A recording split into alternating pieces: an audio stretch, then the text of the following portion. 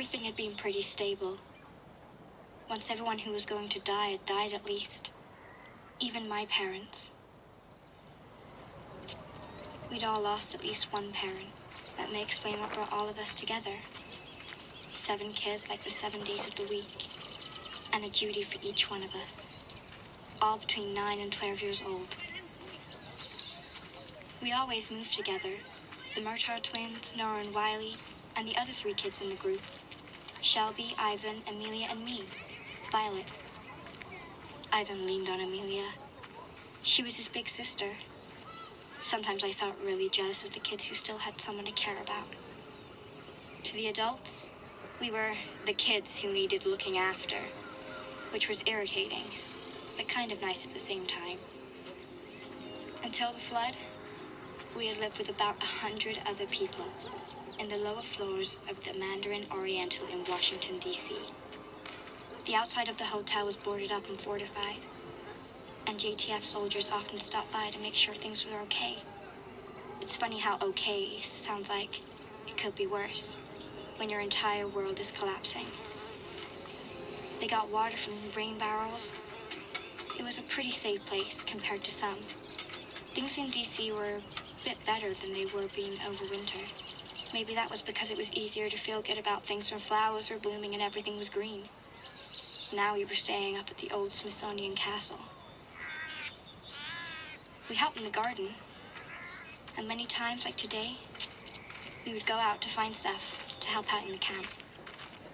A couple of groups had decided to head over towards the east side, hoping that things were more stable near the military base there.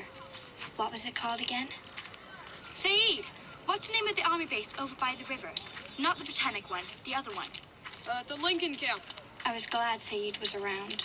It was like having Google around, even though Google was gone, along with everything else. The whole area around the Capitol building was a no-go zone for us. Well, when I say us, I mean the kids. Adults didn't understand that we could figure out how to survive just as well as adults could, but we have to get outside every day to find stuff. We spent most of the time hanging around the mall, as young kids used to do before the Green Plague. But the more we went there, the weirder it felt. Everything was like a museum. Not just the museums, everything.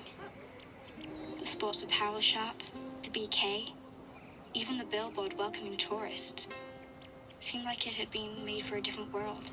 The museum of life we will never have. Isn't it strange how people put things in museums so they wouldn't be forgotten?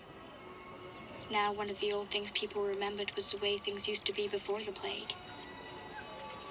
Field trips, weekend outings with parents. All the normal everyday things that people used to do. All these things are now part of the Civilization Museum. Do you think one day there will be a museum, of life before the plague? Ivan was looking up and down the mall. He was always their sentry, keeping an eye out for people who might be a threat. Docs from the camp said that kids who had been through trauma did that. They called it hypervigilance. There were still a lot of bad people in D.C. The government was gone. The army was gone. The police were gone. Everyone had to look out for themselves. The division agents couldn't do it all.